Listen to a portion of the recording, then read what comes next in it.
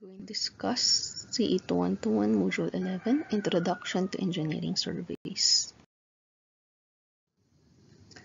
So to start off, we define engineering surveys as another term for route surveying. It is a survey for the design and construction of linear or horizontal works such as your roads and pipelines. So for engineering surveys, this is now used to establish location of transportation routes such as your highways and roads, railways, rapid transits, canals, pipelines, transmission lines. The data gathered from route surveys are required for all types of route alignment, planning, design, and construction works. There are 4 stages in locating highways or railroads. This will now include reconnaissance survey, preliminary survey, location of survey, and construction surveys. For reconnaissance surveys, the idea of this survey is the same as the term reconnaissance used in military. So this is when you explore first an area before you try to build a camp or to attack an enemy line or enemy area. So you have to recon it first, so explore it first and identify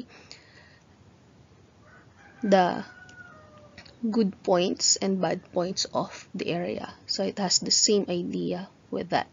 So for reconnaissance survey, the scope of the surveys now would include an extensive study of the area, which might be used for a road or an airfield. So this eliminates the impractical routes or sites and identifies which area is more suitable for your proposed project or proposed road. So it summarizes all collected information, including the description of each route proposed, a conclusion on the economy of use, how well will it be used, and appropriate maps of an aerial photograph. So next in the reconnaissance survey is the design. So in designing or considering the design of your proposed route during your reconnaissance surveys, you have to follow these guides if you are not able to have an initial design of your own. So you have to locate portions of your new roads along or over existing roads, railroads whenever possible. So you locate the road on high bearing strength soil that is stable and easily drained. You should avoid swamps, marshes, and organic soils. Locate roads along ridges and streamlines to keep drainage structures at minimum and keep grade well above high water line when following your stream.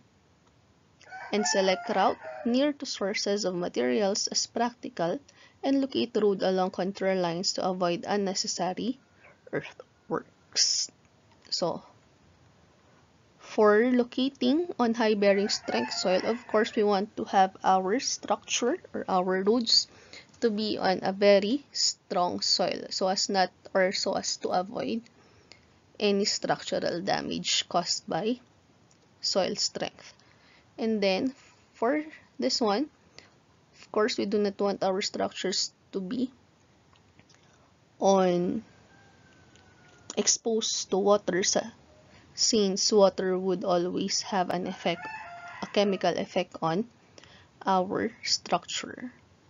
And then, of course, for practicality's sake, materials should be, or the location should be near where you could procure your materials to decrease or minimize your transportation cost of materials.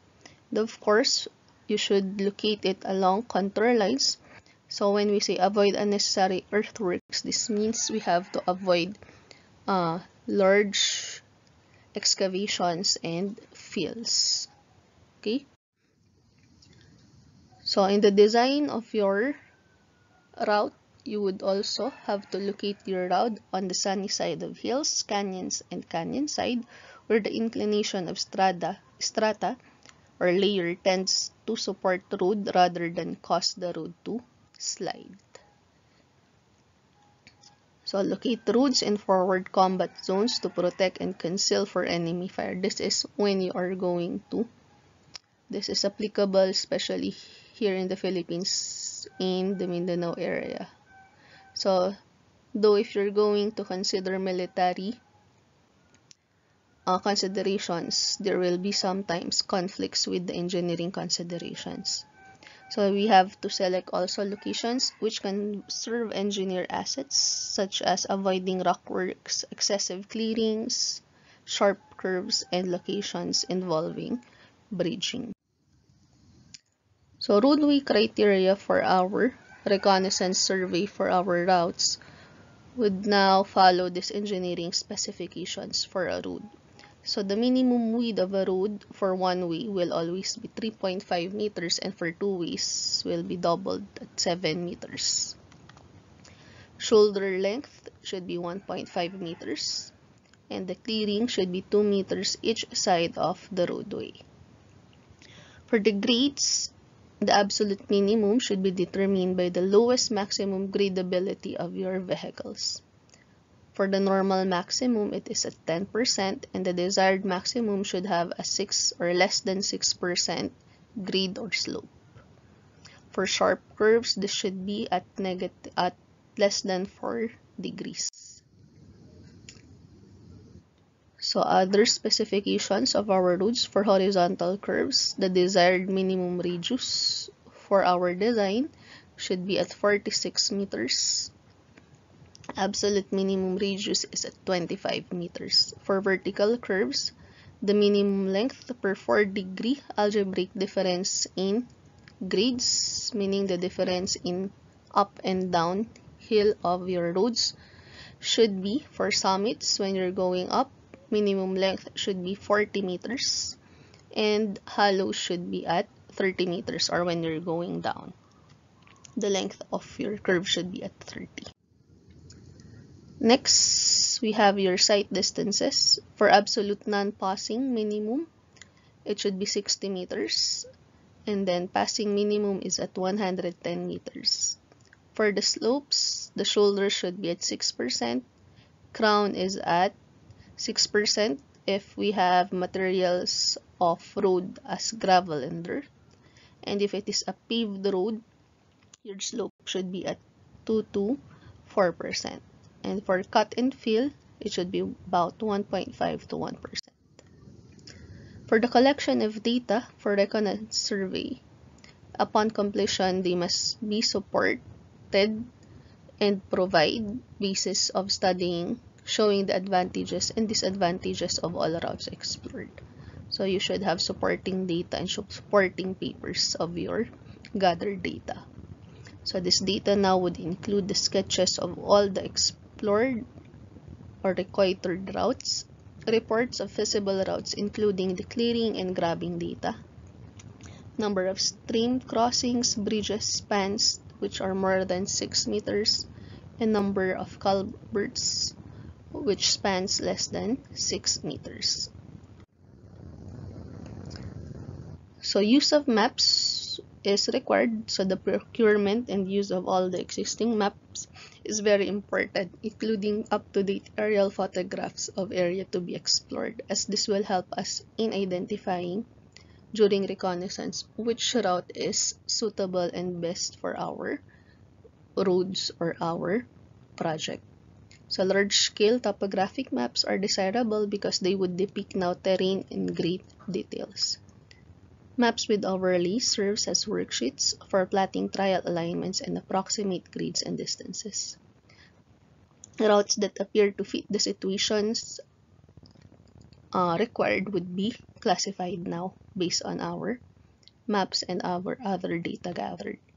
Disadvantages will be shown for each routes, and this will now lower our number of classifications. So we disregard now these routes with disadvantages. Priority of possible routes will be noted by marking sites with different colors. So next, once you have finished your reconnaissance survey, you have identified already which are the possible and best or suitable routes for our road or proposed roads or railways, then we now conduct your preliminary survey. And for your preliminary survey, its scope now will be a detailed study of the route tentatively selected on the basis of reconnaissance surveys, information, and recommendations. So once you have identified which are the suitable and disregarded those that are unfit for the project, so you will again do a survey of your selected possible routes. So with this, you're going to do now a traverse along your proposed route and establish your levels, your topography, and you have to plot your results. From this, you will be determining the final location of your route. So from all the possible and suitable routes you have selected, you will be identifying which is the best in among the selection using your preliminary survey.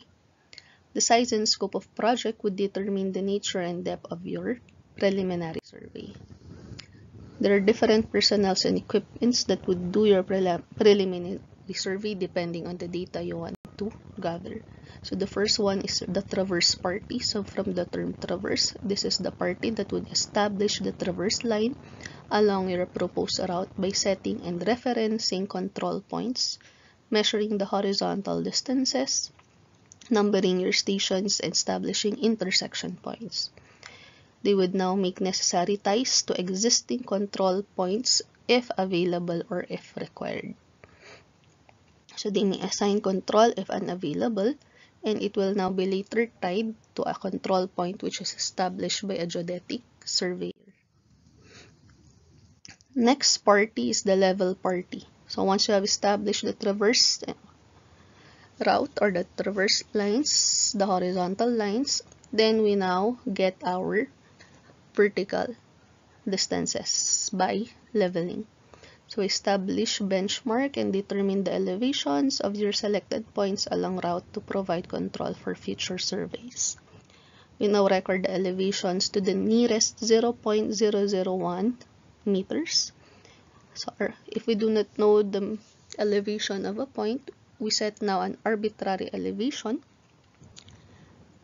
And this point now will have to be large enough to avoid negative elevations later in our projects. So next we have the topographic party. So once we have measured our horizontal and our vertical distances, we now secure relief and planimetric details within prescribed area to locate any obstacle and allow preparation of rough profile and cross sections. So we'll now compute from the data gathered and determine our final location. And then for our topographic party or the process for topographic party, we can apply the transit stadia, wherein this is effective in open country, which means we have long clear sites that can be obtained without excessive brush cutting. Or this could be done also by using plane table party. So almost the same for transit stadia for small areas, but it's better used for irregular terrains. So next, once you have identified your final location, we now have the location survey. So the location survey now would involve office studies. So when we say office studies, this is the preparation of maps from your preliminary survey data. So this is the projection of a tentative alignment and profile of the road network. So when we say alignment, how will it look at bird's eye view? So when we say bird's eye view, that is our horizontal alignment.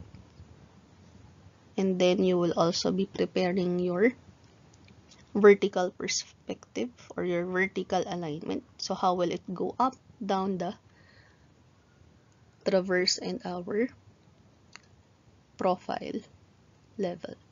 So the preliminary would now estimate the quantities, or in our office study, we'll have preliminary estimate of the quantities and cost of our project.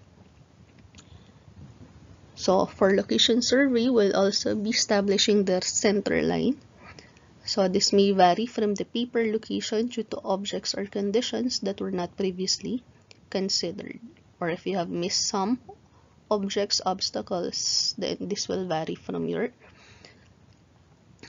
preliminary survey. So the final center line determines all the construction lines to be used in the next type of survey under engineering surveys. So the center line would start at station 0 plus 0, 0, or at full station 30 meters. So you'll have your stations at 0 plus 0, 0, then 0 plus 30, 60, 90, 1 plus 30, 1 plus 20, and so on. So you'll have 30-meter interval for the station. Next, you have your reference stakes. So once you have established your stations, you will now set your stakes to important points along the center line. So maybe these important points would include culvert locations, the road intersections, beginning and ends of the curves or breaks in the grade. So next, we have your profile and cross sections. Elevations along your center line will be gathered and laterally across the road. So you determine the elevation all throughout the road. So ends of the road and on the center line. And then once you have established your center lines and your elevations, we now do your construction survey. So under construction survey, we now provide the alignment, the grade, the location, which will guide the construction party or the operation. And this will now include clearing, grabbing, stripping, drainage, rough grading, and finishing, and surfacing of the road. So for construction survey, the center line will be established 450 meters ahead of clearings and grabbings. Rough grade established and slope stakes set at 300 meters ahead of stripping and rough grading. And then you have to set the stakes to exact grade at 150 meters ahead of finishing, grading, and surfacing. And then for the alignment of road, markers should be ahead of your crew that is engaged in previous phases of your construction. So you have to mark the curves and minor structures concurrently with layout of center lines. So the general demarcation of the site boundaries is carried on with the establishment of route alignment. And the layout of the site proper is a separate survey. So setting your grade stakes would now include or indicate the exact grade elevation to the construction force. And the slope stake would indicate the intersection of cut or fill slopes with the natural ground line. So this would indicate how much earthwork will be required on each side of the center line. Next, we have your culvert and drainage location. So you locate the intersection of the roadway center line and a line that would define the direction of your culverts. Culverts are designed to conform with the natural drainage lines so as to have a better flow of water later on. Stake marks will be given to the inlet and outlet points and any cut or fill if. So that's it for the introduction for engineering surveys. Thank you for listening.